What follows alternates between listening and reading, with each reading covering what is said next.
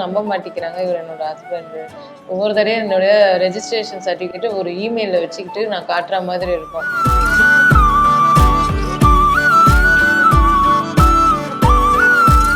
நீ காற்று நான் மரம், என்ன சொன்னாலும் தலையாட்டுவேன். இப்போ ப்ரொப்போஸ் பண்றாரு அந்த இடத்த. காதல் நிறைய விஷயங்களை சொல்லிக் கொடுக்கும். அன்பு பரவலானது. ஒரு காதல் மலரும் பொழுது அதுக்கான இடம் ரொம்ப பெருசாக இருக்கும். அழகான காதல் அப்படின்னு அமர காவியங்களை சொல்லுவாங்க. ஆனால் வாழும் காவியமாக இருக்கிற ஒரு கப்பலை தான் நம்ம இப்போ சந்திக்க போகிறோம். வணக்கம். வணக்கம்.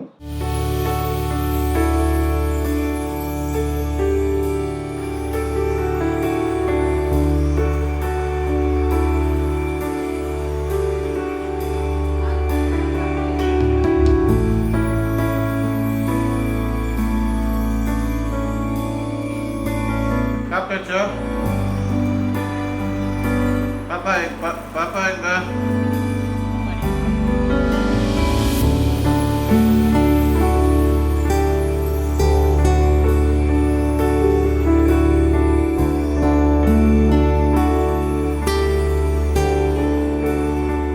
உங்களை பற்றி நிறைய பேருக்கு நிறையவே தெரிஞ்சிருக்கு. உங்களோட ட்ராவல் அப்படிங்கிறது நிறைய பேர் இன்ஸ்பயர் பண்ணியிருக்கு. இப்படி ஒரு அழகான ஒரு கப்பல், இப்படி ஒரு காதல் கதை அப்படின்னு சொல்லி எல்லாருமே பேச ஆரம்பிச்சிருக்காங்க. நீங்கள் அதை பற்றி என்ன நினைக்கிறீங்க? ஃபஸ்ட்டு நான் வைரல் ஆவேன்னு எனக்கு தெரியாமல் தான் இருந்தேன். எனக்கு என்னென்னா இவர் என்னோட ஹஸ்பண்டுன்னு நான் வந்து சர்டிஃபிகேட் இல்லாமல் காட்டுறதுக்காக தான் நான் அந்த ஷோவுமே அட்டன் பண்ணேன். ஏன்னா யாரும் நம்ப மாட்டேங்கிறாங்க இவர் என்னோட ஹஸ்பண்டு. ஒவ்வொரு தடையும் என்னுடைய ரெஜிஸ்ட்ரேஷன் சர்டிஃபிகேட்டை ஒரு இமெயிலில் வச்சுக்கிட்டு நான் காட்டுற மாதிரி இருக்கும். எங்கள் பேர் இருக்குது, இது இருக்குது அப்படின்னு காட்டுற மாதிரி இருக்குமா. ஸோ அதை நம்ம பிரேக் பண்ணணும். எங்கே போனால் நான் கொஞ்சம் ஃப்ரீயாக போனோம். இவர் என்னோட ஹஸ்பண்டுன்னு சொல்லிட்டு போகிறதுக்காகவே எனக்கு அங்கே போனேன். பட் இதில் என்ன ஒரு சந்தோஷம்னா, எனக்கு அந்த வைரல் ஆனதுனால இந்த பிளெஸ்ஸிங்ஸ் எனக்கு கிடச்சிச்சு. எல்லாரும் உங்களுக்காக வேண்டிக்கிறேன், உங்களுக்கு பார்வை அவருக்கு கிடைக்கணும், ஒரு காது கேட்கணும், எப்படியாவது வந்தால் ரொம்ப நல்லாயிருக்கும் அந்த மாதிரி சொல்லும் போது நான் வந்து எனக்கு இங்கே 2 பேருக்குமே ஒரு கில்ட்டி இருந்தது. நம்ம ஒரு ரிசப்ஷன் கூட வைக்க முடியல, ஒரு ஃபோட்டோ இல்லை, ஒரு மேரேஜுக்கான ஒரு ஃபோட்டோவே இல்லை. ஒரு ஃபங்க்ஷன் வச்சுருந்தா நான் தான் நினச்சேன், ஃபங்க்ஷன் வச்சுருந்தா நம்ம ரிலேட்டிவ்ஸ் எல்லாருமே நம்மளை நல்லா திட்டுவாங்க. அப்படி இருக்கும்போது பிளெஸ்ஸிங்ஸ்லாம் நம்ம எதிர்பார்க்க முடியாது. அப்படின்னு இருக்கும்போது ஒரு 8 இயர்ஸில் வந்து நமக்கு அந்த பிளெஸ்ஸிங்ஸ் அளவு கடந்து வருது. லட்சக்கணக்கமான ஒரு பிளெஸ்ஸிங்ஸ் வருது. ப்ரேயர் பண்ணுறோம், உங்களுக்கு இது கிடைக்கணும்னு நாங்கள் டாக்டர் எல்லாம் கேட்குறோம். இன்னைக்கு அதுலேயே என்னென்னா அந்த December 7th வந்து எங்களுக்கு வெட்டிங் ஆனிவர்சரி. அதனால அவங்க வந்து அதை ப்ரைஸ் பண்ணி எழுதுறாங்க, ஹாப்பி ஆனிவர்சரி அக்கா அண்ணா. அதெல்லாம் கேட்கும்போது சே, ரிலேட்டிவ்ஸ் இல்லாத கூட இவங்க ஃபினிஷ் பண்ணிட்டாங்க, நம்மளோட ஃபுல்ஃபில் பண்ணிட்டாங்க அந்த இடத்த. அந்த மாதிரி முகம் தெரியாத நபர்கள்லாம் நமக்கு விஷ் பண்ணும்போது அவங்களுக்கு தான் நான் ரொம்ப நன்றி கடன் பட்டிருக்கேன் இந்த விஷயத்துல. இவரோட நீங்க கம்யூனிகேட் பண்ற லாங்குவேஜ் பேர் என்ன? இந்த லாங்குவேஜ் நீங்க எப்போ கத்துக்கிட்டீங்க? ஸோ இவரோட இப்போ நான் சைன் லாங்குவேஜ்ன்றது ABCD இதுதான் வந்து Indian sign language. Hearing impairment children use பண்ணுற லாங்குவேஜ். ஸோ இந்த சைன் லாங்குவேஜ்லேருந்து இது டிஃப்ரெண்ட்டாக ஆகுது. ஸோ டிஃப்ரெண்ட் எப்படி வருது? தொடுதல். அந்த தொடுதல் வருது. ஏன்னா இப்படி தொட்டு பார்க்குறாங்க, பின்னா இப்படி தொட்டு பார்க்குறாங்க, சின்னா இப்படி தொட்டு பார்க்குறாங்க. ஸோ இது தொடுதலுக்கு இங்கிலீஷில் என்னென்னா டாக்டைல், டச்சு டாக்டைல். ஸோ அந்த டாக்டைல் அங்கே வர்றதுனால இது டாக்டைல் சைன் லாங்குவேஜ்னு அதை சொல்கிறோம்.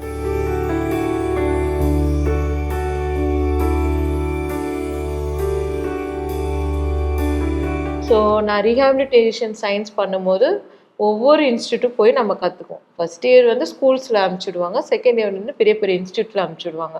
எக்ஸ்ப்ளோர் பண்ணணும் நிறைய விஷயம். நம்ம ஸ்கூல் படிக்கிறத விட தியரட்டிக்கலாக இருக்கிறது ப்ராக்டிக்கலாக அங்கே நிறையா இருக்கும். நீங்கள் நிறைய எக்ஸ்போஷர் பண்ணலாம் அப்படின்ற மாதிரி தான் நான் நிப்மெட் வந்தேன். அப்போ எங்களுக்கு ஒரு சின்ன ஒரு இன்ட்ரடக்ஷன் கிடைக்குது. நீங்கள் ஒருத்தரை பாருங்கள், அவரோட இது எப்படி நாங்கள் பேசுகிறோன்னெலாம் பாருங்கள், நல்லாயிருக்கும். அவருக்கு நீங்கள் ஆனால் ஹெல்ப் பண்ணணும். அவருக்கு இப்போ பிஎட் பண்ணுறாரு, அவருக்கு சின்ன சின்ன மெட்டீரியல்ஸ் தேவைப்படுது, நீங்கள் டைப் பண்ணிலாம் தரணும் அப்படின்னாங்க. அப்புறம் அங்கே உள்ள ஸ்டாஃப் வந்து டிஃப்ரெண்ட்டாக பேசுனாங்க. இப்படி கையில் பேசவும் என்னடா அது அப்படின்ற மாதிரி எனக்கு அந்த இடம் ரொம்ப ஷாக்காக இருந்தது. நான் அப்புறம் அவங்க போயிட்டு பேசிட்டு போயிட்டாங்க. எங்ககிட்ட சொல்கிறாங்க, சாருக்கு வந்து இந்த சோஷியாலஜி புக்கு இருக்குது, இந்த புக்கில் உள்ள மெட்டீரியல்ஸை சின்ன சின்ன ஹிண்ட்ஸாக அது மாதிரி நீங்கள் ரெடி பண்ணி கொடுங்க அப்படின்னாங்க.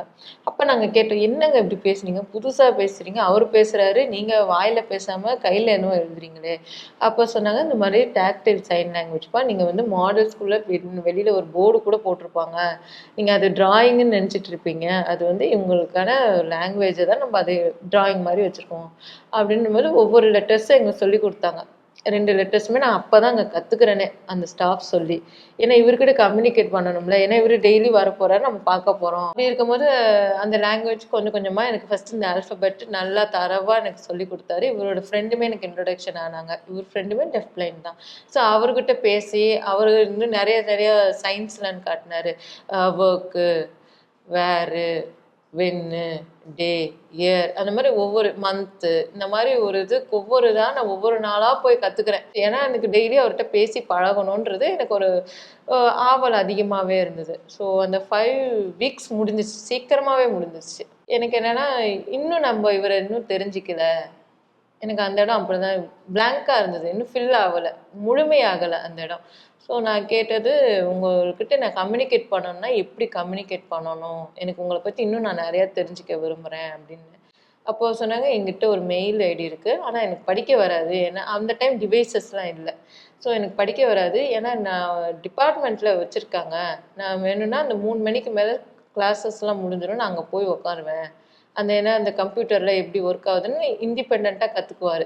எப்படி பண்ணணும், இந்த பட்டன் எப்படி இருக்கும், அந்த பட்டன், அந்த மாதிரி கற்றுக்க போயிடுவேன். நீ வேணால் நீ மெயில் போடு, நான் படிக்கிறேன் அப்படின்னாங்க. ஸோ அப்படி இருக்கிற பட்சத்தில் என்னோட மெயிலை நான் அவர் கொடுத்துட்டு அவரோட மெயிலை வாங்கிட்டு வந்துட்டேன். ஃபோன் நம்பரும் வாங்கிக்கிட்டேன். அவர் என்ன சொன்னால், நீ ஃபோன் ட்ரிங்க் பண்ணினா நான் கேட்டுக்குவேன், யார் பண்ணியிருக்காங்கன்னு கேட்டுட்டு நான் உனக்கு கூப்பிடுறேன் அப்படின்னாங்க. அன்பு தொடங்கின இடம் சொல்லுவாங்க இல்லையா? ஆமாம். அதாவது நீங்க நட்புங்கிறது வேற, ஆனா காதல் அப்படிங்கிற ஒரு இடம் வேற. அந்த இடத்துக்கு ஏன் வந்தீங்க? எப்படின்னா, நான் வந்து 1 மந்த் இங்க இருந்துட்டு போயாச்சு. போயிட்டு நாங்கள் இமெயிலில் பேசுகிறோம். பட் இமெயிலையுமே ஒரு எஜுகேஷனல் பர்பஸாக தான் பேசுகிறோம். எங்களுக்குள்ளார அந்த இதுக்குள்ளார போனதில்லை. பட் இவருக்குள்ளார ஒரு ஃபீலிங் இருந்திருக்கு. நம்ம கேர் பண்ணுறாங்க, நம்மக்கிட்ட பேசுகிறாங்க, டெய்லி சாப்பிட்டாங்களா, என்ன பண்ணுறாங்கன்றது ஒரு கேள்வி கேட்குறது வந்து அவருக்கு ஒரு கொஞ்சம் ஒரு ஸ்டார்ட் ஆகுது. பட் ஒரு ஃபியர் இருக்குது.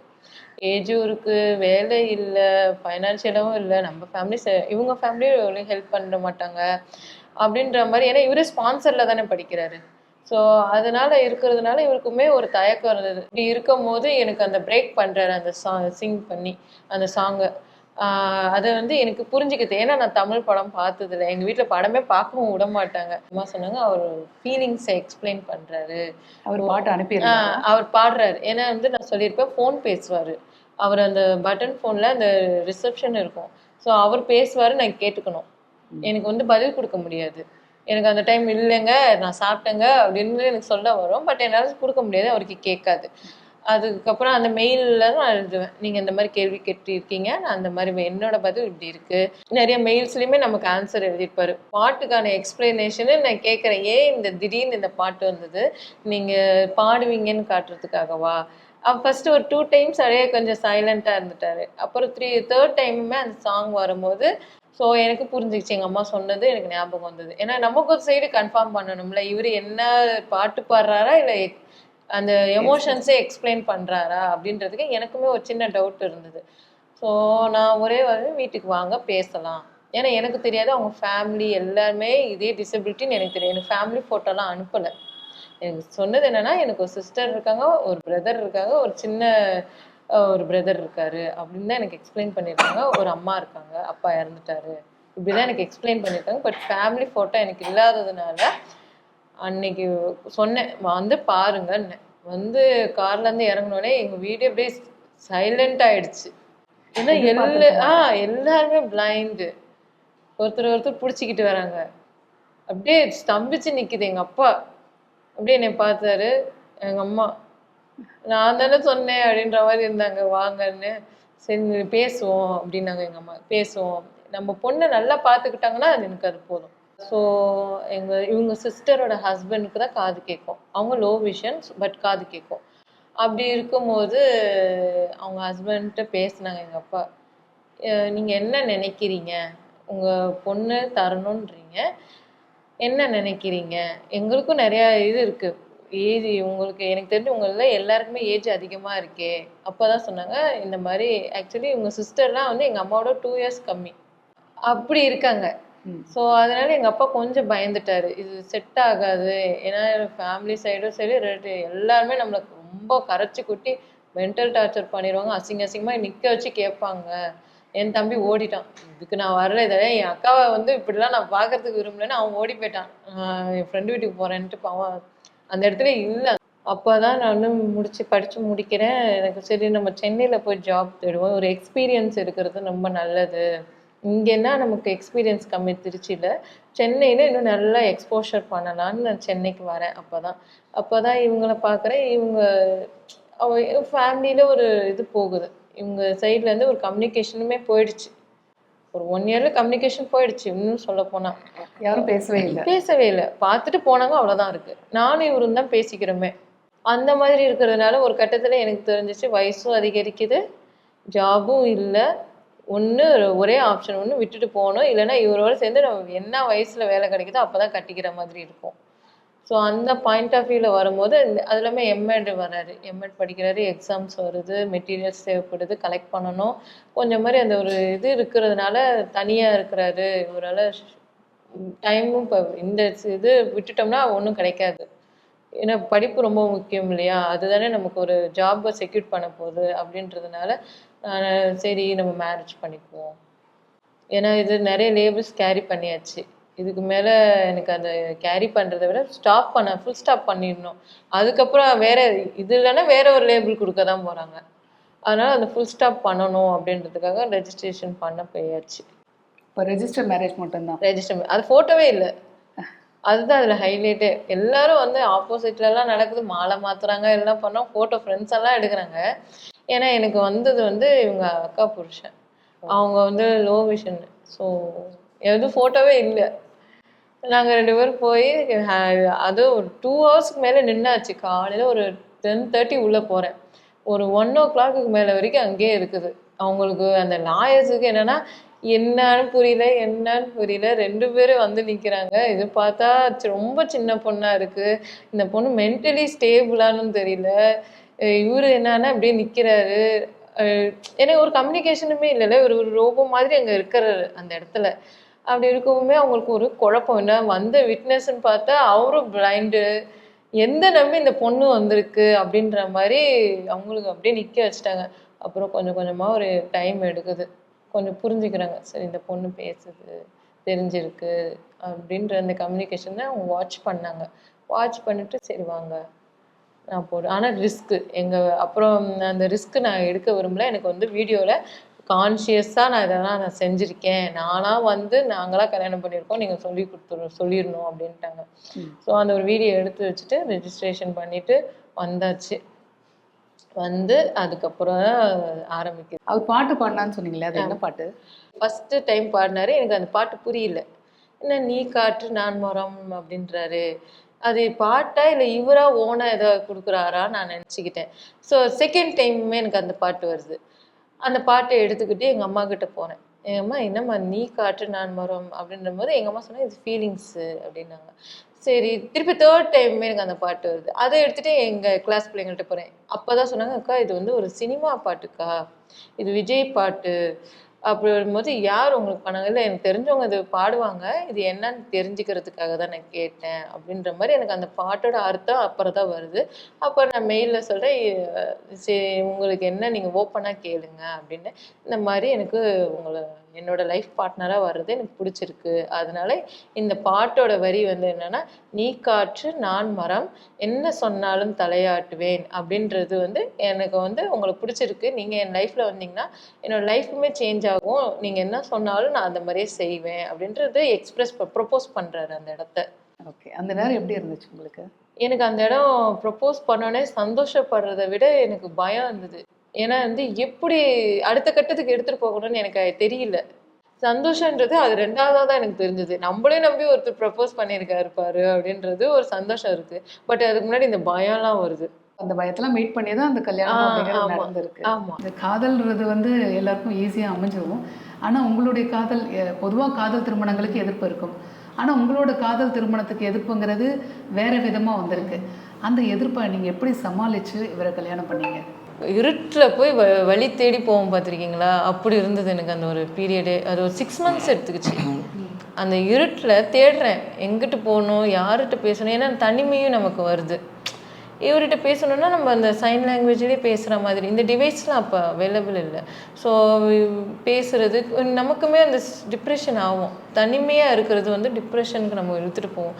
எங்கள் அம்மாக்கிட்டையும் ரொம்ப பேச முடியாதுல்ல, அவங்க நம்ம கவலையை தெரிஞ்சுக்கிட்டு இன்னும் வேதனைப்படுவாங்க. அதனால எங்கள் அம்மாக்கிட்ட சாப்பிட்டேம்மா, வேலைக்கு போயிட்டு வந்திருக்கேம்மா அப்படின்றத நான் இங்கே காட்டக்கூடாது. நான் பேசினேன்னா எனக்கு ரொம்ப கோவம் வந்துடுமா, நான் பேசவே மாட்டேன் அப்படின்ட்டான். எனக்கு தெரியும் அவள் கஷ்டப்படுறா, அவள் காட்டாமல் இருக்கா அப்படின்ற மாதிரி சொல்ல அப்போ உங்கள் ஃபேமிலி சப்போர்ட்டில் தான் நீங்கள் லைஃப்பை லீட் பண்ண ஆரம்பிச்சீங்க? கொஞ்சம். ஏன்னா வந்து எங்கள் ஃபேமிலி இல்லைன்னா ரொம்ப என்ன அதாவது டிஸ்ஃபங்க்ஷனலாகவே இருக்கும், கொலாப்ஸாக இருக்கும்.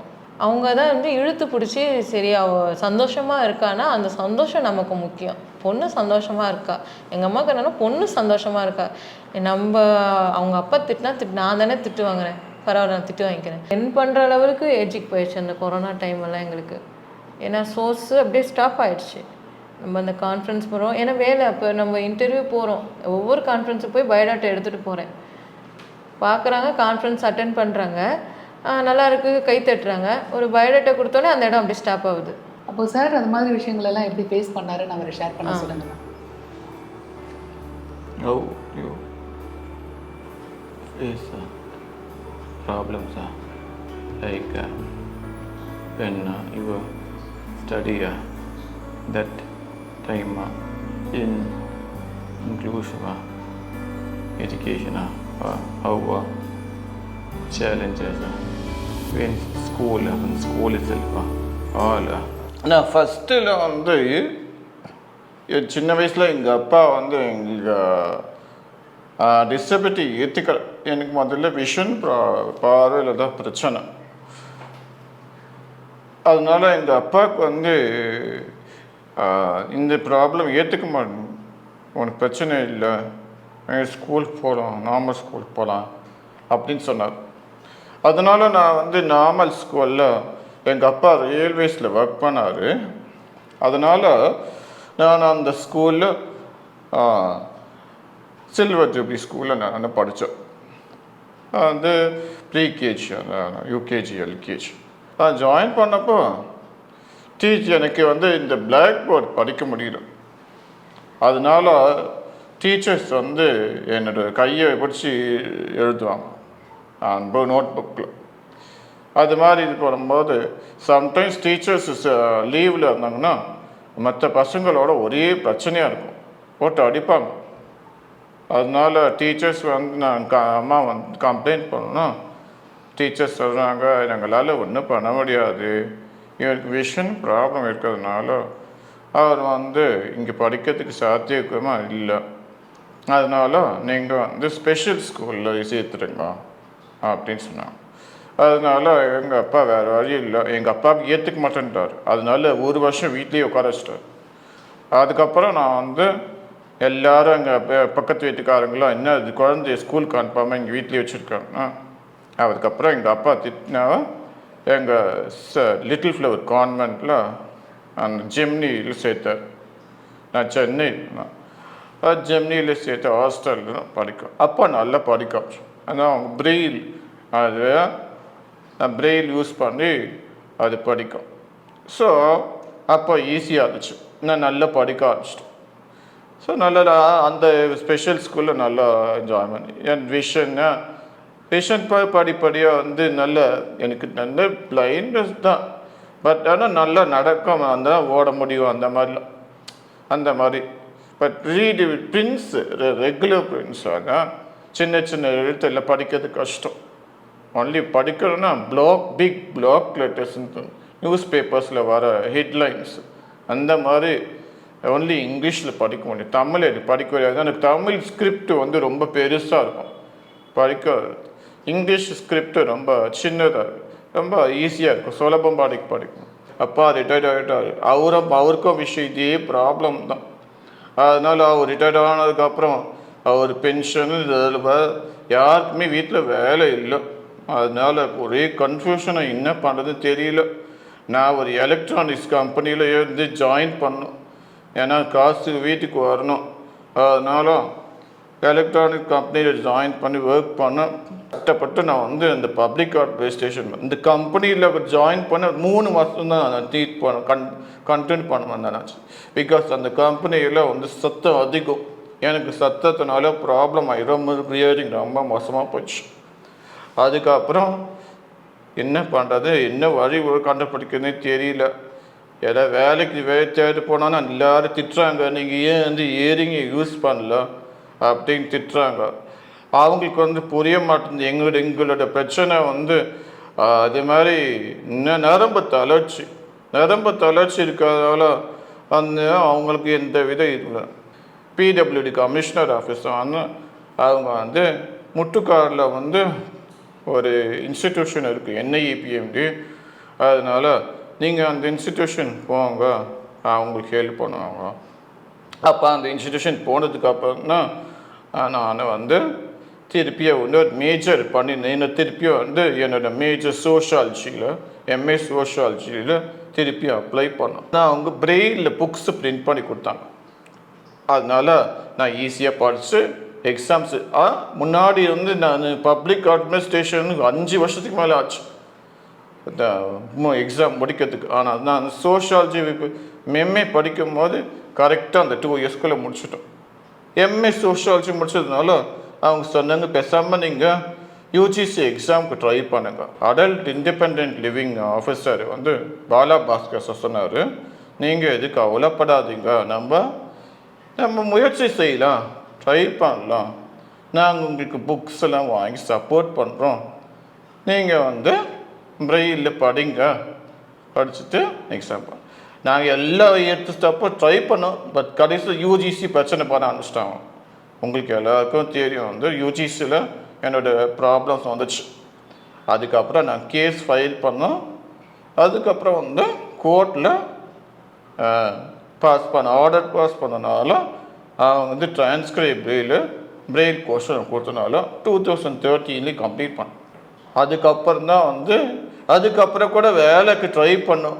இந்த சோஷியாலஜி முடிச்சாச்சு, அதனால ட்ரை பண்ண வேலைக்கு. ஆனால் யாரும் கொடுக்க ஆரம்பிடுவாங்க.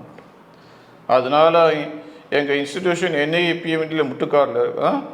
அவங்க ஓகே, நீங்கள் இன்ஸ்டிடியூஷன்லேயே உங்களுக்கு ஹையர் பண்ணுறோம், நீங்கள் கான்ட்ராக்டில். நான் அப்போ டயல் டிபார்ட்மெண்ட்டில் ஒர்க் பண்ணேன். ஸ்டூடெண்ட்ஸ் டுட்டர் அந்த போஸ்டிங்காக அது சான்ஸ் கொடுத்தாங்க. நீங்கள் வேலைக்கு பண்ணீங்க, எக்ஸ்பீரியன்ஸ்க்காக சொன்னோம்.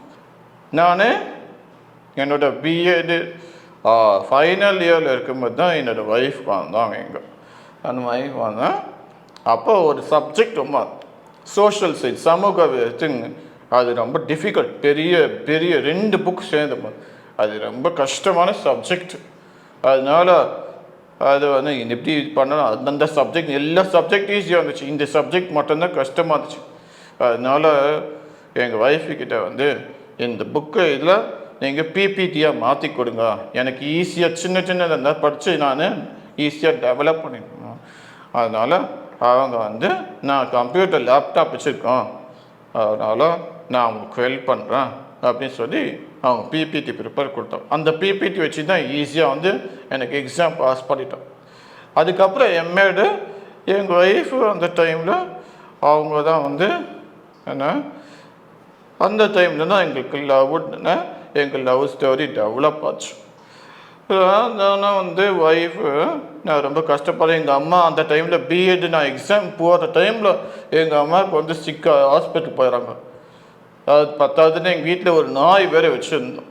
அந்த நாய்க்கு வேறு சாப்பாடு நான் செஞ்சு போட வேண்டியதாக இருந்தது. யாருமே ஹெல்ப் பண்ண மாட்டேன்றாங்க. அதனால் எங்கள் ஒய்ஃப் இப்போ அண்டர்ஸ்டாண்ட் பண்ணாங்க, எப்படி நீங்கள் மேனேஜ் பண்ணுறீங்க, எந்த டிசபிலிட்டி இருக்குது அப்படின்னா என்ன பண்ணுறது, தலையெழுத்தாயிடுச்சு அப்படின்னா. ஸோ வந்து ஒய்ஃப் வந்து ரொம்ப ஃபீல் பண்ணாங்க. அவங்க அம்மா கிட்டலாம் பேசினாங்க.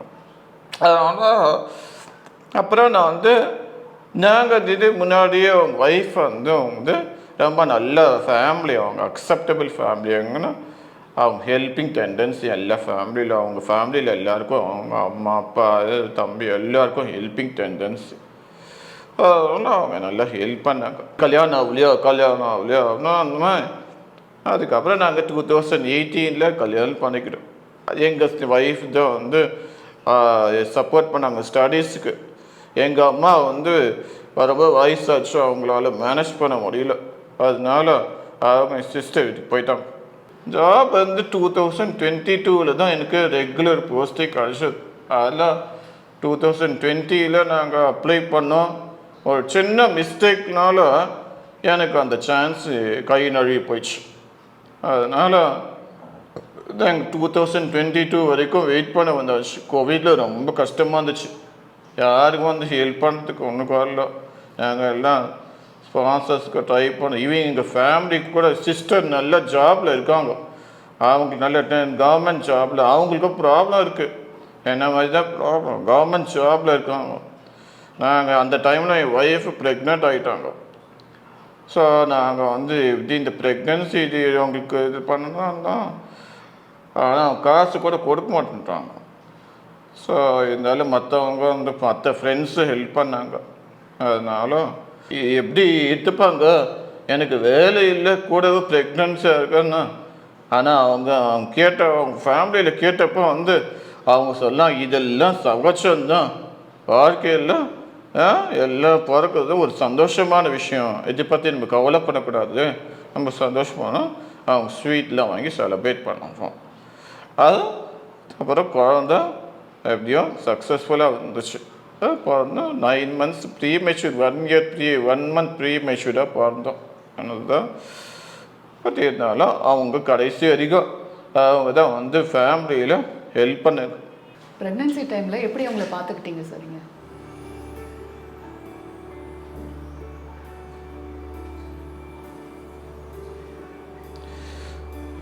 ப்ரெக்னன்சி ரொம்ப கஷ்டமாக இருந்துச்சு. நாங்கள் வந்து சொல்கிறதுக்கே ரொம்ப கூச்சமாக இருக்குது. எனக்கு சாப்பாடு செய்ய தெரியும். பத்து நான் வீடு செட் ஆகலை. அந்த வீடு நம்ம போனாலும் சரியாக இல்லை. லைட்டிங் ப்ராப்ளம் ரொம்ப. இந்த வீட்டில் ஓரளவுக்கு லைட்டிங் இருக்குது. நாங்கள் முன்னாடி இருந்த வீட்டில் லைட்டிங் ப்ராப்ளமாக இருந்துச்சு. அதனால் எனக்கு சமையல் சரியாக எப்படி பண்ணணும் தேடுறது கஷ்டமாக இருந்துச்சு. எனக்கு ப்ராப்ளம் வந்து ஏரிங் ப்ராப்ளம் இருக்கிறதுனால விஷன் பார்வையில்லாதவங்க அவங்களோட ஹியரிங் வச்சு எல்லாத்தையும் கண்டுபிடிப்பாங்க. ஆனால் எங்களுக்கு அதை முடியாது. ஈவன் நாங்கள் பாலை வந்து பாயில் நான் எல்லாம் பண்ணுவேன். சப்பாத்தி, ரைஸு அதெல்லாம் பண்ணோம். பட் இவங்களுக்கு ஹெல்ப் பண்ணணும். அதனால நாங்கள் சம்டைம்ஸ் கஞ்சி சுடு கஞ்சி சாப்பிட்டுக்கால அது மாதிரி எதையோச்சும் சமைப்போம். அது மாதிரி ஏதாவது நான் செஞ்சு கொடுப்பேன். சம்டைம்ஸ் தோசை செஞ்சு கொடுப்பேன். தோசை சரியாக வராது, எல்லாம் உடஞ்சி போயிடும். அது மாதிரி ரொம்ப கஷ்டமாச்சு. மில்க் பாயில் பண்ணணும்னா பார்வையில்லாதவங்களுக்கு சத்தம் அந்த புஷ் அது கொதிக்கும் போது பசம். நான் ஸ்டவ் தொட்டு பார்த்துட்டு சம்டைம்ஸ் தெரியாதனால பால் கீழே போயிடும். இதனால நிறைய ப்ராப்ளம்ஸ். அதனால தான் என்னால் மேனேஜ் பண்ண முடியல. இதுதான் எப்படியோ இதோ சமைச்சு கொடுவோம், அவ்வளோதான். அந்த மாதிரி தான் நாங்கள் சமைக்குவோம். தான் ரொம்ப கஷ்டமாக இருந்துச்சு எங்களெல்லாம் மேனேஜ் பண்ண முடியும். இப்போ வந்து நீங்கள் அவருடைய லைஃப்பில் வந்துட்டீங்க. லைஃப்பில் வந்து 8 வருஷம், உங்களுக்கு கல்யாணமாக 8 வருஷம் ஆகுது. இத்தனை வருஷம் இந்த லைஃப்ங்கிறது எப்படி இருக்கு? உங்களுடைய காதல் வாழ்க்கை நீங்கள் கிட்டத்தட்ட எல்லார்கிட்டையும் போராடி, உங்களுடைய சொந்தக்காரங்கலேருந்து எல்லாரையும் எதிர்த்து போராடி இவரை கல்யாணம் பண்ணிக்கிட்டீங்க. அதுக்கப்புறம் நீங்கள் நிறைய பேச்சுக்களை வாங்கியிருப்பீங்க. அதையெல்லாம் மீறி இந்த 8 வருஷம் வாழ்க்கையை வந்து கடந்து வந்திருக்கீங்க. இந்த லைஃப் ட்ராவல் பற்றி சொல்லுங்க. இது எல்லாருமே சொல்லுவாங்க லைஃப்ன்றது ஸ்மூத்தாக இருக்காது, மேடு பள்ளம் இருக்கும். பட் ரொம்ப பள்ளமும் மேடுமாவே இருந்தது. ரொம்ப குத்துது, அப்படியே காலில் ரத்தம் வர அளவுக்குலாம் ஆயிடுச்சு. பட்டு அதோடைய பரிசாக நான் எதிர்பார்க்குறது, இப்போ நாங்கள் வாழ்கிறோம் பார்த்தீங்களா, ஒரு இந்த சென்னையில் வாழ முடியாத சுச்சுவேஷனில் நான் இருந்தேன். என்னால் எக்ஸ்பென்ஸை ஹேண்டில் பண்ண முடியாமல் இருந்ததுக்கும் இவர் பிரெட் வின்னராக இப்போ இருக்கார். ஆனால் அந்த எக்ஸ்பென்ஸை ஹேண்டில் பண்ணுற லெவலுக்கு வாழ்க்கை எங்களுக்கு கொடுத்துருக்கு. ஸோ அந்த கஷ்டம் வந்து மறைஞ்சிருக்கு. அந்த இவர் வேலைக்கு போகிறாரு, சம்பாதிக்கிறாரு, அந்த 8 வருஷ கஷ்டம் அதுக்குள்ளே போயிடுச்சு. இனிமேல் நம்ம ஃப்யூச்சரை பற்றி தான் யோசிக்கணும். பாஸ்ட்டை பார்த்தோம்னா அந்த அந்த டெவலப்மெண்ட் அங்கேயே நின்றுடும் எங்களுக்கு. அது அந்த அழுகையே ஞாபகம் வரும். அந்த எத்தனை நாள் இரவு நம்ம அழுதுருப்போம் வேலைக்கு அப்படின்ற அந்த குழந்தை பிறக்கும்போது எப்படி இருந்திருக்கும். குழந்தைக்கு நம்ம வாங்க முடியாத சுச்சுவேஷன்ல இருந்திருக்கு. பொருள் ஒரு ஆசைப்பட்ட பொருள் வாங்க முடியல. எனக்கு காசு இல்லை, நான் ஒரு வேலைக்கு போகலை. அப்படி இருக்க இந்த பட்சத்துல இருந்து இப்ப என் பையனுக்கு தேவையானதை வாங்கி தர அளவுக்கு அவர் இருக்காருன்றது அவருக்குமே சந்தோஷமா இருக்கு, எனக்குமே ரொம்ப. நம்ம பிறவி பயனை அடைஞ்சிட்டோன்னுவாங்க. பட் நான் கல்யாணம் ஆன ஸ்டார்டிங்ல இருந்த பயனை இப்ப நான் அனுபவிக்கிறேன். இந்த ஸ்பெஷல் எஜுகேட்டராக இருந்ததுனால தான் நீங்கள் வந்து இவரை கல்யாணம் பண்ணிக்கணுங்கிற முடிவுக்கு வந்தீங்களா? ஏன்னா அது புரிதல் வேணும். ஒண்ணுமே புரியாம நம்ம வாழ்க்கை கொடுப்போம்னு சொல்லுவாங்க பார்த்தீங்களா, என்னப்பா வாழ்க்கை கொடுக்குற இப்படி. ஆக்சுவலி இது வாழ்க்கை கொடுக்கறது கிடையாது. வாழ்க்கை கொடுக்குறன்றது நம்ம என்ன பாடி பார்ட்ஸ் ஏதோ கொடுக்க போகிறோம், ஹார்ட் தேவை, லிவர் தேவை, கிட்னி தேவைன்னு அது இல்லை. ஒரு அவங்களோட பயணிக்க போகிறோம். ஸோ அவங்களோட பயணத்தில் நம்ம இணைகிறோம். நம்ம வாழ்க்கை கொடுக்க போகிறதில்ல, அவங்க வாழ்கிறாங்க வாழ்க்கையில் நம்ம இணைய போகிறோம். ஸோ அதுக்கு தகுந்த மாதிரி நம்ம மாற்றணும்னா எனக்கு இவரை பற்றின டிசபிலிட்டியை பற்றின ஒரு புரிதல் எனக்கு தேவைப்படுது. இவருக்கு எந்த இடத்துல எப்படி பிஹேவ் பண்ணுவார், எப்போ கோவப்படுவார், எந்த இடத்துல. ஏன்னா சில பொருள் அப்படியே ஸ்கேட்டர்டாக இருக்கும், அப்படியே போட்டிருப்பாரு. அந்த இடத்துல நம்ம எடுத்து வைக்கணும். அந்த ஒரு மனப்பக்குவம் நமக்கு தேவை. புரியாமல் நம்ம கட்டிக்கிட்டோம்னா அந்த சகிப்புத்தன்மை நமக்கு வராது. சில விஷயங்கள்ல புரிஞ்ச தொட்டு அந்த நமக்கு கேரிங் அதிகரிக்கும். ஒரு பேரண்டல் கேரிங்கும் வரும், ஒரு பார்ட்னர் கேரிங்குமே வரும் அந்த இடம். அப்போ தான் அங்கே புரிதல் வருது. ஏன்னா நம்ம அதை பற்றி படிக்கிறோம் பார்த்தீங்களா, டிசபிலிட்டி பற்றி படிக்க அவங்க சில டெக்னிக்ஸ் சொல்லி தருவாங்க, ஸ்ட்ராட்டஜிஸ் இருக்கும். ஸோ ஒரு சில்ட்ரன் எப்படி ஹேண்டில் பட் சில்ட்ரன் இருக்கிற இடத்துல நம்ம ஒரு அடல்ட்டை நம்ம வைக்க போகிறோம். ஸோ அந்த அடல்ட்டில் நம்ம எப்படி அவங்களுக்கு தகுந்த மாதிரி நம்ம மாறிக்கணும், அவங்களுக்கு தகுந்த மாதிரி மாறிக்கிறது இல்லாமல் நம்ம எப்படி அதில் ஃபுல்ஃபில்லாக நம்ம வச்சுக்கணும். ஏன்னா நிறைய நமக்கு ஃபீலிங்ஸ் இருக்கும், ஃபீலிங்ஸ் இல்லாத இடமும் இல்லை அந்த இடம். ஸோ அந்த மேரேஜ் லைஃப்பில் நம்மளை பார்த்துக்கணும், உடஞ்சி போகக்கூடாது. அந்த இடம் உடஞ்சி போனோம்னா இங்கே நம்மளை நம்பி இருக்கிறவரை விட்டுருவோம் அந்த இடம். ஸோ 2 பக்கத்துமே நான் ஹேண்டில் பண்ணுற மாதிரி இருந்தது. பட் அந்த எஜுகேஷன் இருந்ததுனால, அந்த புரிதல் இருந்ததுனால தான் என்னால் அந்த சர்வே பண்ண முடிஞ்சது. இப்போ நீங்கள் டெய்லி லைஃப்பில் என்னென்ன சேலஞ்சஸ் ஃபேஸ் பண்ணுறீங்க? நீங்கள் மதர்னா மதராகவும் இருக்கணும், சிஸ்டர்னா சிஸ்டராகவும் இருக்கணும், ஒரு பார்ட்னர்னா பார்ட்னராகவும் இருக்கணும், ஒய்ஃப்னா ஒய்ஃபாகவும் இருக்கணும், போர்ட்டர்னாலும் போர்ட்டராகவும் இருக்கணும். ஸோ இது ஆல் எல்லாமே இதில் இருக்குது. உங்கள் ரோல் ஒரு பார்ட்னர் ஒய்ஃபை தாண்டி நிறையா இருக்குது. நாங்கள் வந்தப்பவே பார்த்தோம், நீங்கள் அவர் உங்களை பாப்பான்னு கூப்பிடுறது, அவர் அவருக்கு பின்னாடியே நீங்கள் ஓடுறது அப்படின்னு உங்கள் லைஃப் கொஞ்சம் அழகாக பார்க்குறதுக்கு ரொம்ப அழகாக இருக்குது. அதாவது மற்றவங்கள விட ஒரு எக்ஸ்பிரஷன்றது இன்னும் கொஞ்சம் கூடுதலாக இருக்க மாதிரி இருக்குது. அந்த லைஃப் பற்றி சொல்லுங்கள். எங்கள் அப்பா என்னை பாப்பான்னுவார். பாப்பா இங்கே வாம்மா, இங்கே உட்காருங்கம்மா அப்படின்வாங்க. ஸோ நான் இது சொல்லுவேன், எங்கள் அப்பா என்னை பாப்பான்னு சொல்லுவேன் ஆரம்பத்தில். அப்போ நானும் உன்னை பாப்பாவே கூப்பிட்டுக்கிறேனே, எனக்கு உன் பேர் சொல்லி கூப்பிட எனக்கு விருப்பம் இல்லை, நான் உன்னை பாப்பான்னு கூப்பிட்டுக்கிறேன்னு. அதுலேருந்து தான் பாப்பான்றது வர ஆரம்பிச்சிருச்சு. பையனை மட்டும் பேர் சொல்லி கூப்பிடுவார், என்னை பாப்பான்னு கூப்பிடுவார். எனக்கு என்னென்னா அவர் கூப்பிட்டாரா டக்குன்னு அங்கே போய் நின்றுடணும். அது ஏன்னா அடுத்த தேவை ஏதாவது இருக்கும். அது அந்த 8 வருஷம் நம்ம பழகிக்கிட்டேன். ஒரு அம்மாவா அந்த இடம் எப்படி ரோல் வருமோ அந்த பழக்கம் நமக்கு வந்துருச்சுங்க. இந்த வாழ்க்கை உங்களுக்கு நிறைய கற்றுக் கொடுத்துருக்கு, அது மூலமாக நீங்கள் நிறைய கற்றுக்கிட்டீங்க. இந்த பக்குவம் உங்களுக்கு எப்படி அமைஞ்சது? இந்த பக்குவத்தின் மூலமாக நீங்கள் எப்படி இந்த வாழ்க்கையை கடந்து வந்துக்கிட்டு இருக்கீங்க? 8 வருஷம் அந்த சந்தோஷமும் துக்கமும் ஒரே லைனில் போகணுன்றதை கற்றுக் கொடுத்துருச்சு. இன்றைக்கி சந்தோஷம் இருக்கும், நாளைக்கு துக்கம் இருக்கும், அதை அக்செப்ட் பண்ணி தான் ஆகணும். அந்த இதை நான் ரொம்ப கற்றுக்கிட்டேன். உங்களுடைய சிரமங்கள் என்னெல்லாம் இருக்குது? Tell your goals, what you life goals, future. நான் பட்ட கஷ்டம் மற்றவங்களுக்கு படக்கூடாது, அதுதான் என்னோட முதல் ஆசை. ஏன்னா இது ரொம்ப ரொம்ப வேதனைக்கூடிய விஷயமா இருக்கு. பிகாஸ் நிறைய பேர் இது மாதிரி எவ்வளோ உங்களால் இது பண்ண முடியும். ஏன்னா என்கிட்ட டேலண்ட்டு இருக்கிறதுனால ஒருக்கும் நான் பொழைச்சிட்டேன். ஏன்னா நிறைய இங்கே இன்ஸ்டிடியூஷனுக்கு வரவங்க நிறைய பேருக்கு டிசபிலிட்டிஸ் அதிகமாக இருக்குது. அவங்க பேரண்ட்ஸும் இது வசதி அதிகமாக இல்லாதவங்க தான் இருக்காங்க. அதனால் அவங்களோட குழந்தைங்கள எப்படி பார்த்துப்பாங்க அப்படின்னு தெரியல. அதனால் நிறைய நம்ம இந்தியாவில் இந்த மாதிரி நிறைய பேர் இருக்காங்க. அதனால் எனக்கு நான் எனக்கு இப்போ வயசு 47 ஆயிடுச்சு. எனக்கு என்ன எக்ஸ்பீரியன்ஸ் நல்லான்னா நான் இந்தியா ஃபுல்லாக வந்து நிறைய கான்ஃபரன்சஸ் அது மாதிரிலாம் பார்ட்டிசிபேட் பண்ணினா இந்த டிசபிலிட்டி ரிஹாபிலிட்டேஷன் நான் ஒர்க் பண்ணுறோம். அதாவது விழிப்புணர்ச்சி அது வந்து க்ரியேட் பண்ணுறதுக்காக நான் வேலை செய்கிறேன். பட் வந்து அது ரீச் பண்ண நிறைய வெளியில் புக்ஸு கூட இப்போ கூட புக்கு கூட எழுதணும். இந்த இன்க்ளூசிவ் எஜுகேஷன் அதை இம்ப்ரூவ் பண்ணுறதுக்காக நான் புக்ஸு கூட எழுதுகிறோம். அதனால் என்னோட ஒரே ஒரு இதுதான், நான் வந்து ஒரு மூவி இந்த டிசபிலிட்டி சம்மந்தமாக வந்து ஒரு படம் எடுக்கும். ஒரு படம் இல்லை நிறைய படம் எடுத்து அதுலேருந்து வர காசு வந்து எங்கள் இன்ஸ்டிடியூஷன் வந்து எங்கள் ஆர்கனைசேஷன் ஸ்டார்ட் பண்ணுறதுக்காக யூஸ் பண்ணலாம் அப்படின்னு தான் ரொம்ப ஐடியாவை பண்ணுறோம். மூவியாக வேணும் அப்படின்னு ஆசைப்படுறாரு. ஏன்னா நான் சொன்ன மாதிரி இதை பற்றின புரிதல் நிறைய பேருக்கு இல்லை. இப்போ நாளைக்கு யாராவது அது மேரேஜ் பண்ணணும்னு முன் வந்தால் கூட அவங்களுக்கு அதை எப்படி அடுத்த கட்டத்துக்கு எடுத்துகிட்டு போகுது, ஒரு பிரேக் டவுன் ஆனாங்கன்னா அது எப்படி அதை ஹேண்டில் பண்ணணும், அது மாதிரி நிறைய விஷயங்கள் இருக்குது இதுக்குள்ளார.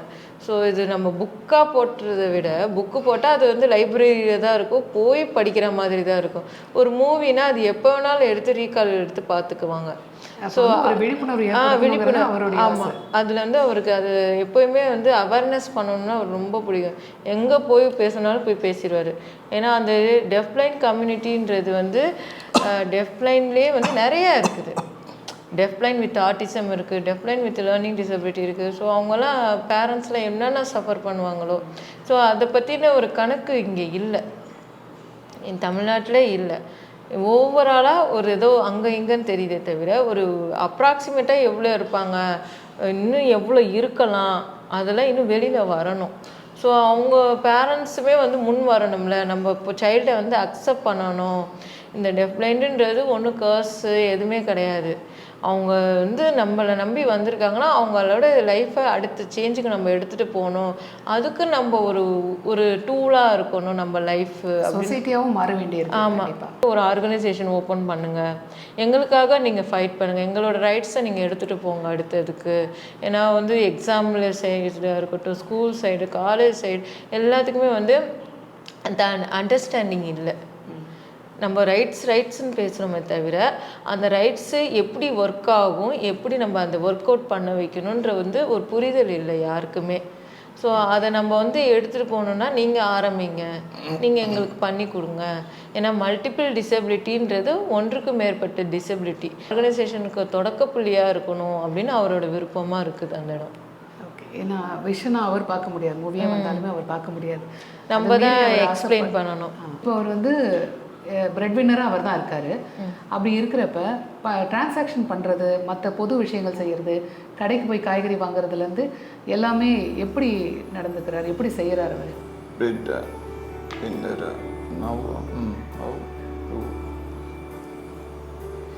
take care like by things and pay money things how to do what struggles. காசு ப்ராப்ளமாக இருக்குது. காசு வந்து எல்லா கரன்சி நோட்டு எல்லாம் வந்து கவர்மெண்ட் எல்லாம் மாற்றிட்டாங்க. முன்னாடி வந்து ஈஸியாக கண்டுபிடிக்கல. நோட்ஸ் டிஃப்ரெண்ட் டினாமினேஷன்ஸ் வந்து 10 ரூபாய், 10 ரூபாய், 20 ருபீஸ், 50 ருபீஸ், 100 ருபீஸ், 500 ருபீஸ் அந்த மாதிரி இருந்துச்சு. இப்போ எல்லாம் இந்த சைஸ் ரொம்ப ரொம்ப ரொம்ப கம்மியாக இருக்கிறதுனால ஒன்றுமே காணப்படுது. சம்டைம்ஸ் சில நேரத்தில் 20 ருபி நோட்டும் 10 ருபி நோட்டும் ஒரே சேமாக வருது சைஸில். அதுதான் எதுவுமே காயின்ஸு கூட அதே மாதிரி தான் வருது. பத்தாதுக்குன்னு அந்த கவர்மெண்ட் இப்போ அது நிறைய ஊழல் நடக்கிறது, அதனால யூபிஐயை மாற்றலாம் ட்ரை பண்ணுறாங்க. யூபிஐயை மாற்றணுன்னா ஃபஸ்ட்டு எங்களோட ப்ராப்ளம்ஸ் என்ன அவங்க முதல்ல அவங்க கேட்டு தெரிஞ்சுக்கணும். அதை பற்றி பண்ணாங்க, அது தெரியல. அவங்க டிவைஸ்னா அந்த வந்து இந்த மாதிரி டிவைஸ் இருக்கிறதுனால இந்த மாதிரி டிவைஸ் தான் வந்து ஃபோன் கூட யூஸ் பண்ண முடியும். ஆனால் இந்த டிவைஸில் வந்து ஸ்பெஷல் கீபோர்டு, நான் இந்த மாதிரி கீபோர்டு இருக்கிறதுனால இந்த கீபோர்டு ஸ்பெஷல் கீபோர்டு, அதனால இதுக்கு 2 கை யூஸ் பண்ணணும். இந்த 2 கை யூஸ் பண்ணதுனால டைம் ஸ்பீடு யூபிஐக்கு ஃபாஸ்ட்டாக முடிக்கணும். இப்போ நீங்கள் ஃபோனுக்கு யூஸ் பண்ணிங்கன்னா நீங்கள் இப்படி டைப் பண்ணி அடிட்டு போயிட்டு அதனால ஈஸியாக டைப் பண்ண முடியும்.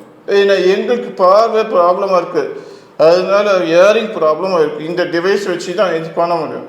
அதனால் இது மாதிரி இது பண்ணோன்னா ரொம்ப டைம் ஆகும். அதனால் யூபிஐ சிஸ்டம் சாத்தியமாகாத ஒரு விஷயம்.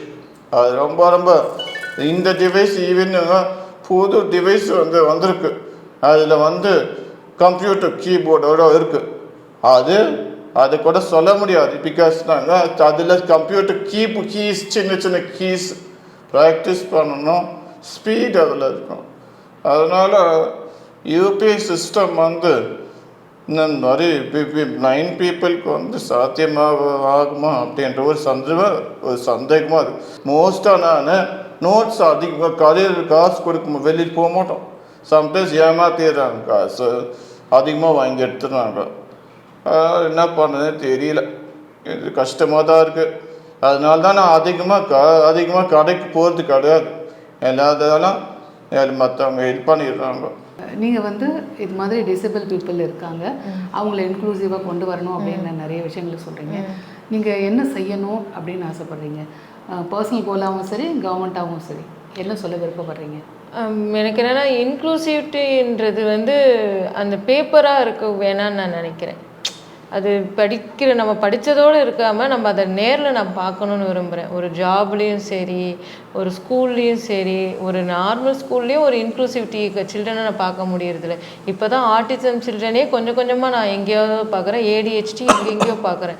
பட் இன்னும் அதர் டிசபிலிட்டி இருக்காங்கல்ல, ஸோ அவங்களுக்கான அந்த என்னது இப்போ ரேம்ப் வைக்கிறதா இருக்கட்டும், ஸ்டெப்ஸ் இல்லாமல் அவங்க வச்சு ஒரு ரேம்ப் வச்சாங்கன்னா அவங்க வீல் சேர்லாம் வந்துக்கலாம்.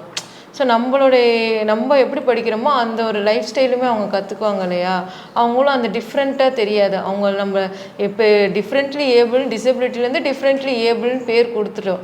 பட் அந்த டிஃப்ரெண்ட்லி ஏபிளை வந்து நடைமுறைப்படுத்தணும்னு நான் விரும்புகிறேன். அந்த ஸ்கூல்லேயும் சரி, காலேஜ்லேயும் சரி, அவங்க எங்கே போனாலுமே அந்த சில்ட்ரன் வந்து அந்த லைஃப்பை அக்செப்ட் பண்ணி வாழ கற்றுக்கிறது நம்ம ஒரு சுச்சுவேஷனை, ஒரு என்வைரன்மெண்ட்டை அமைச்சு கொடுத்தா இன்னும் அவங்க லைஃப் ரொம்ப இன்னும் நல்லாயிருக்கும். போகிறாரு அப்படின்னா அவர் சில விஷயங்கள் எல்லாம் வந்து மற்றவங்க கிட்ட ஃபேஸ் பண்ணியிருப்பார். என்ன மாதிரியான இஷ்யூஸ் ஃபேஸ் பண்ணியிருப்பார்?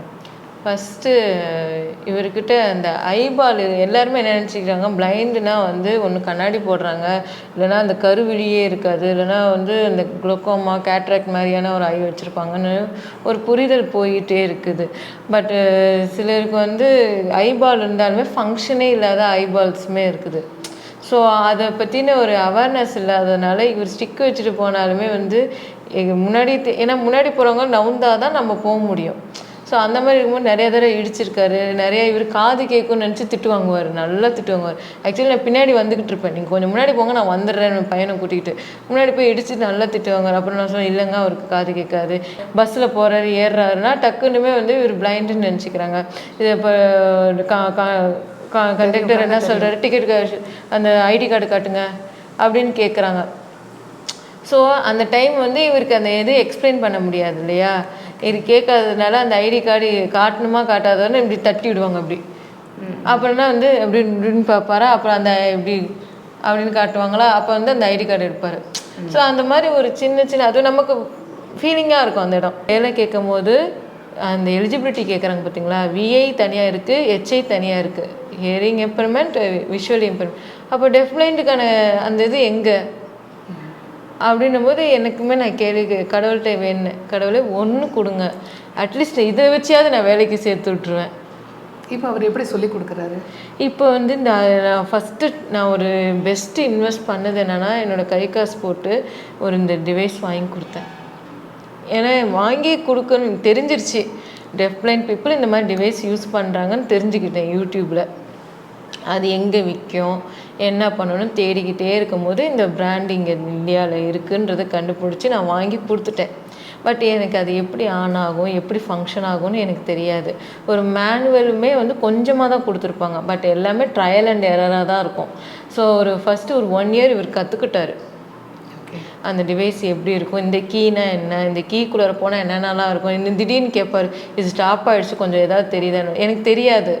நம்ம ஃபோனுனா டக்குன்னு கண்டுபிடிக்கணும். பட் இதெல்லாம் வந்து ரொம்ப மைனூட்டாக இருக்கிறதுனால இதெல்லாம் இவங்களால தான் சொல்ல முடியும். இவங்க சொன்னால் தான் நாங்கள் ஓப்பன். சில டைம் வந்து தண்ணி ஊற்றிச்சு இது க்ளீன் பண்ணணும்னு சொல்லி எங்கள் அப்பாட்ட கேட்போம், இது கொஞ்சம் ஓப்பன் பண்ணி. எங்கள் அப்பாவும் ரொம்ப பயப்படுவேன், இது என்னென்ன கீஸ் இருக்குதுன்னு தெரில, இது நம்ம பாட்டு எடுத்து ஒயர் கட் ஆகிடுச்சுன்னா இவங்களுக்கு டே டு டே லைஃப் ஏன்னா இதை டிபெண்ட் பண்ணி இருக்காங்க.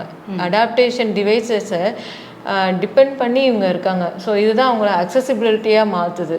எபிலிட்டி தேவைன்னா அது அக்சசிபிலிட்டியாக இருக்கிறதுனால தானே எபிலிட்டிக்கு வராங்க. டிஃப்ரெண்ட்லி ஏபிள் பீப்புள் தான் சொல்லி இல்லை, நம்ம டிஃப்ரெண்ட்லி ஏபிள் இல்லை, ஏபிள் பர்சன். ஆமாம், ஏபிள்டு பர்சன்.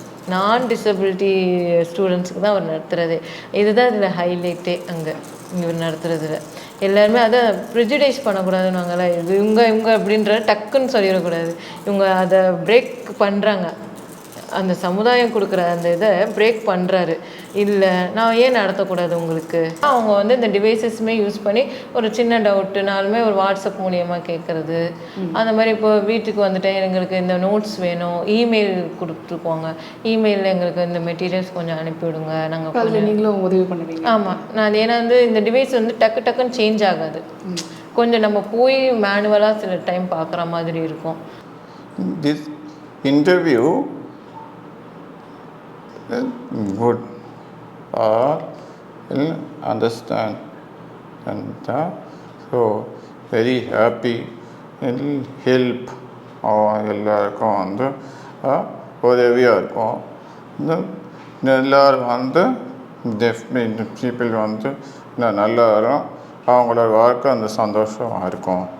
அப்படி நான் I believe. So I think ஃப்யூச்சரில் இன்னொன்று யாரும் லெஃப்ட் பிளைண்ட் பீப்புள் வந்து வாழ்க்கை லைஃப் வந்து ஹார்டாக இருக்காது. அவங்க வந்து கண்ணீர் இருக்காது. எல்லாம் வந்து நல்ல சந்தோஷமாக இருப்பாங்க அப்படின்னு ஐ பிலீவ் திங்க். ஸோ நான் லெஃப்ட் பிளைண்ட் பீப்புளுக்காக அவங்க ஃப்யூச்சரில் வந்து நல்லா வந்து உணவுக்காக அவங்க ஹாப்பினஸ்க்காக நான் நல்லா ஒரு ஒர்க் பண்ண எனக்கு ரொம்ப சந்தோஷமாக இருக்குது. அவங்க இனிமேல் லைஃப்பில் வந்து கஷ்டப்பட மாட்டாங்க. அவங்க ஃபீல் பண்ண வருத்த மாட்டாங்க. அவங்க ஹாப்பியாக இருப்பாங்க அப்படின்னு நான் நம்புகிறேன். தேங்க்யூ.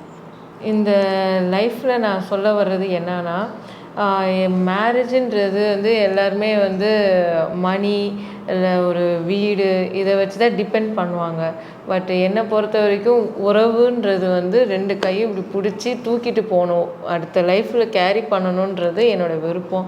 ஸோ இந்த எங்களோட மேரேஜ் லைஃப் மூலயமா நான் சொல்ல வர்றது என்னென்னா, 2 கையும் பிடிச்சி முன்னாடி போகணும், அதை அடுத்தடுத்த பாதையை தொடர்ந்து போகணுன்றது என்னோடய விருப்பம். அது மாற்றுத்திறனாலே கட்டினதுனால இல்லை, இந்த இது வந்து எல்லாரோட லைஃப்லேயும் ஒரு அப்ளை ஆகும்னு நான் நம்புகிறேன். ஸோ இந்த வாய்ப்பு தந்த புதிய தலைமுறைக்கும் எல்லாருக்குமே என்னுடைய நன்றியை தெரிவிச்சுக்கிறேன். ஸோ இது வந்து ஒரு நல்ல ஒரு அவேர்னஸ் க்ரியேட் பண்ணணும்னு நான் நம்புகிறேன். இந்த அழகான தம்பதிகள் கிட்ட பேசும்போது நம்ம நிறைய விஷயங்களை தெரிஞ்சுக்கிட்டோம். காதலுக்கு கண் இல்லைன்னு சொல்லுவாங்க. ஆனால் இங்கே கண்ணும் வேண்டாம், காதும் வேண்டாம், கேட்கவும் வேண்டாம், பார்க்கவும் வேண்டாம், கைகள் மட்டும் போதும் அப்படின்னு கைகளின் மொழியால் தங்களோட அன்பை கடத்திக்கிட்டு இருக்காங்க. இதன் மூலமாக நிறைய பேர் விழிப்புணர்வு அடையணும் அப்படிங்கிறது தான் இந்த தம்பதி நம்மக்கிட்ட கேட்குறதா இருக்குது, இந்த சமூகத்துக்கிட்ட கேட்குறதா இருக்குது. டிஃப்ரெண்ட்லி ஏபிள்டு, அதாவது மாற்றுத்திறன் கொண்டவங்களை சமூகம் ஒரு அங்கமாக அங்கீகரிக்கணும், இன்க்ளூசிவாக கொண்டு வரணும். இதுதான் இந்த தம்பதிகளோட வேண்டுகோள். மற்றும் ஒரு நிகழ்ச்சியில் சந்திக்கலாம். வணக்கம்.